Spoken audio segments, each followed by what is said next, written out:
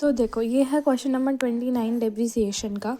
इसमें हमें ऐसा है कि 2-3 मशीनरी परचेज़ करे 1 जुलाई 2021 को 30,000 की, 1 जनवरी 22 को 20,000 की, 1 अक्टूबर 22 को 10,000 की।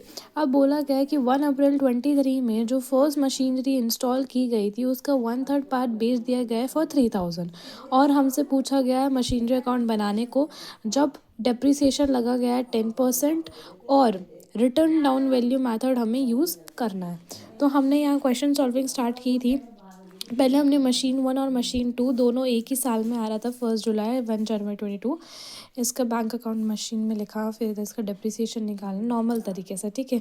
उसके बाद ये रिटर्न डाउन वैल्यू मेथड है, तो इसमें जो ओरिजिनल वैल्यू है ये, इसके ऊपर तो डेप्रिसिएशन लगेगा नहीं, इसी के ऊपर डेप्रिसिएशन लगता है। जैसे आप देख सकते हैं मशीन 3 भी परचेज़ कर ली गई, इधर तक हम आ गए। अब बात आती है यहाँ पे कि इधर जो बैलेंस आता हमने वो कॉपी कर लिया।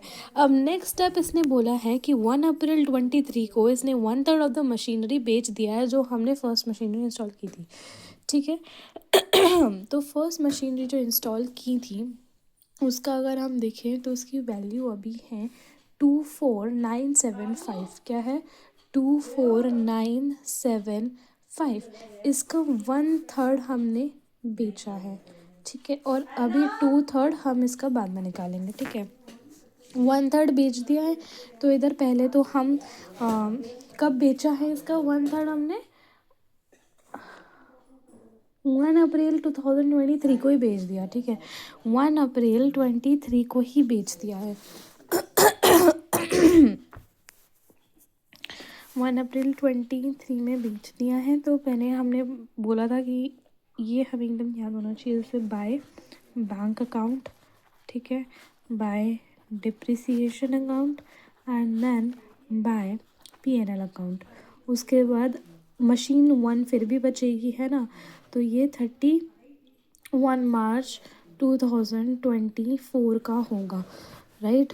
तो ये बाद में बाय डिप्रिसिएशन अकाउंट, उसमें जो बचा हुआ पार्ट है मशीन 1 का, मशीन 2 और मशीन 3, फिर बाय बैलेंस ब्रॉट डाउन होगा इधर मशीन 1, मशीन 2, मशीन 3 का, और फिर इधर टोटल होगा, ओके।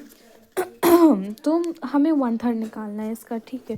तो हम एक बार, तो इधर हम कैलकुलेटर यूज़ कर लेते हैं एक बार, ठीक है। 24,975 का हमें 1/3 चाहिए, तो ये होगा 8325, ठीक है। तो ये कितना है 8325, राइट। 8325 इसमें हम माइनस कर देंगे 24,975, तो ये जो बचा हुआ है 16,650, ये बचा हुआ वाला पार्ट है, ठीक है।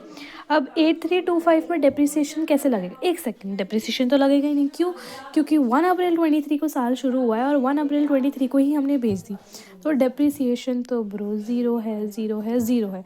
इधर तो डेप्रिसिएशन का मतलब ही नहीं, तो डायरेक्ट सॉल्व हो जाएगा ये। तो हमने बेची कितनी है, शायद 3,000 में हमने बेची इसे, यस 3,000 में बिकी गई है। तो बैंक अकाउंट में तो हम 3,000 लिख देंगे, जैसे क्वेश्चन ने बोला कि ये 3,000 में बेचा है इसको, और मतलब इसकी वैल्यू कितनी है 1/3 की ये है, तो 3,000 इसमें माइनस कर दो, ठीक है। तो मतलब कि इतना इसका क्या हो चुका है, लॉस हो चुका है। P&L में लिख दो 5325, ठीक है। इधर आ जाएगा मशीन 1 का डेप्रिसिएशन। मशीन 1 का कौन सा डेप्रिसिएशन? जो अभी बच गया है वो वाला डेप्रिसिएशन, मतलब ये जो 16,650 बचा इस पे तो डेप्रिसिएशन लगेगा ही ना। इस पे पहली बात तो पूरे साल का डेप्रिसिएशन लगेगा, राइट, ठीक है। तो पूरे साल का डेप्रिसिएशन लगेगा, तो ये 1665 हो जाएगा। मशीन 2 पे, मशीन 3 पे, सब पे पूरे साल का डेप्रिसिएशन लगेगा, ये हो जाएगा 1755, ठीक है। और ये वाली हो जाएगी 950, इनका डेप्रिसिएशन। अब इसमें माइनस कर लेते हैं, ठीक है। तो मशीन 1 का तो सिर्फ मशीन 1 जो है अभी हमारी सिर्फ इतनी बची थी। देखो 1/3 पार्ट का जो किस्सा है वो तो यहाँ ख़त्म हो गया ऊपर इन 3 में, ठीक है। अब हम मशीन 1 में से इतने से पार्ट की बात करेंगे, तो मशीन 1 में हम बात करेंगे 16650, ठीक है। इसमें से हमने डेप्रिसिएशन निकाल दिया, दैट इज़ 1665, ओके। तो इसमें से माइनस कर देंगे 1665 को, दैट विल बी 14, कहाँ गया, हाँ इधर लिखना है 14,985। मशीन टू में कैसे होगा? मशीन टू के लिए हम 17,550 जो इसका अमाउंट है उसमें से इसका डेप्रिसिएशन माइनस कर देंगे, दैट इज़ 1,775, नहीं सॉरी 1,755 है। ठीक है, इसे करेंगे तो ये आ जाएगा 15,795। ठीक है, हमने ये भी लिख दिया है। अब मशीन थर्ड 9,500 की है, इसके ऊपर डेप्रिसिएशन लगा है 950, इसे करा तो ये हो गया 8,550 का। हम डेप्रिसिएशन एक बार ऐड कर देते हैं, 1,755 प्लस 950, ठीक है, 1,665, 1,755 एंड 950, इसका टोटल आ रहा है 4,370।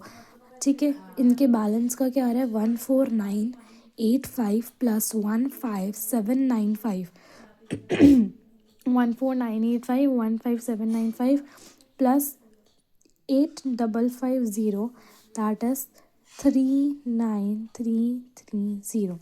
अब इसमें ये बाकी सब भी ऐड कर देंगे। पहला है 3,000 जिसमें उसको बेचा, फिर plus 5,325 plus 4,370 plus 3,9,330, that is 5,2025, और ये भी आएगा 5,2025। ठीक है, तो ये बैलेंस बच हो गया।